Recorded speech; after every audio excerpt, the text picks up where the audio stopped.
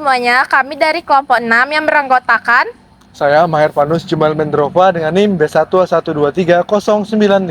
saya Aura Ratu Humaira Rianta dengan NIM B1A1231121. Saya Najwa Andini dengan NIM B1A1231008. Saya Vivi Alidi Aura dengan NIM B1A1230097. Saya Malik dengan NIM B1A1230088. Kami di sini akan menampilkan video yang menjelaskan materi mata kuliah hukum pajak dan retribusi. Jadi di sini materi kami adalah perbedaan antara pajak dan retribusi. Selamat menyaksikan.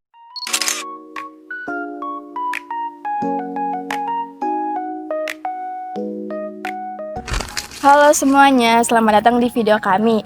Di sini kami bakalan ngejelasin tentang materi hukum pajak dan retribusi. Di sini kami akan ngebahas materi tentang perbedaan pajak dan retribusi, teori pemisahan pajak pusat dan pajak daerah, serta penjelasan mengenai pajak daerah dan retribusi daerah. Oke, untuk pertama-tama kami akan mulai dengan pembahasan perbedaan pajak dan retribusi. Maher, boleh tolong jelaskan? Oke Najwa, terima kasih. Pajak adalah pungutan wajib dari rakyat kepada negara tanpa adanya imbalan langsung.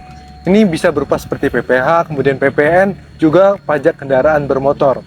Oke, berbeda dengan retribusi. Retribusi merupakan pungutan yang dilakukan pemerintah sebagai pembayaran atas jasa atau izin tertentu yang diberikan kepada masyarakat.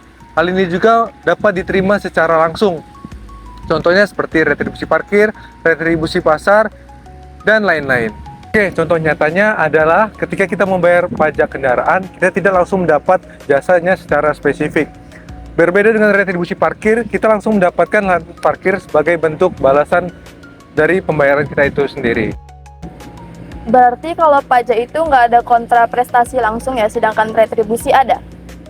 Iya, betul Najwa. Baik teman-teman, menurut Undang-Undang Nomor 28 Tahun 2009 tentang pajak daerah dan retribusi daerah, dampak secara langsungnya dari pajak itu belum secara langsung, sedangkan retribusi itu dampaknya secara langsung. Sedangkan pajak itu bersifat memaksa dan retribusi itu tidak memaksa. Tujuannya dari pajak yaitu untuk pembangunan daerah tertentu atau negara, sedangkan retribusi untuk pembiayaan jasa tertentu. Contoh dari pajak adalah PPN, PPh, sedangkan contoh dari retribusi adalah retribusi pasar, retribusi parkir, dan lain-lain. Selanjutnya kita masuk ke materi pembahasan mengenai teori pemisahan pajak pusat dan pajak daerah. Aura, boleh tolong jelasin?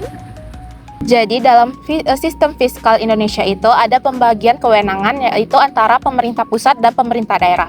Tujuannya itu ada agar pengelolaan keuangan itu tuh lebih efektif. Jadi pajak pusat adalah pajak yang dipungut oleh pemerintah pusat dan digunakan untuk keperluan negara secara nasional. Contohnya itu ada PPh, PPN, bea materai, dan bea cukai. Sementara pajak daerah adalah pajak yang dikelola oleh pemerintah daerah untuk membiayai penyelenggaraan pemerintah daerah. Contohnya itu ada PKB, pajak hotel, pajak restoran, pajak hiburan, serta pajak-pajak lainnya. Pembagian ini itu sesuai dengan asas desentralisasi fiskal, di mana daerah diberikan kewenangan untuk menggali sumber keuangannya sendiri untuk mendukung pembangunan daerah tersebut. Oke, pembahasan terakhir mengenai pajak daerah dan retribusi daerah akan dijelaskan oleh Vivi. Oke Wawa, jadi pajak daerah dan retribusi daerah itu adalah sumber pendapatan asli daerah. Pajak daerah itu dibagi menjadi dua, yaitu pajak provinsi dan juga pajak kabupaten kota.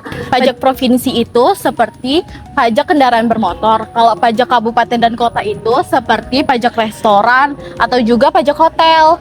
Terus retribusi daerah itu dibagi menjadi tiga. Pertama, retribusi jasa umum.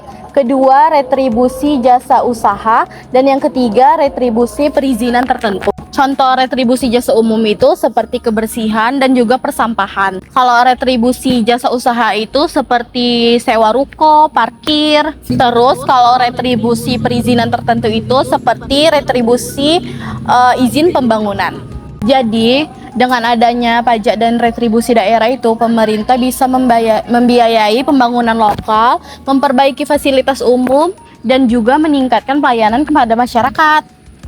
Jadi, tadi kami udah ngebahas soal perbedaan pajak dan retribusi, kemudian teori pemisahan pajak dan retribusi, terus juga ada jenis-jenis pajak dan retribusi daerah.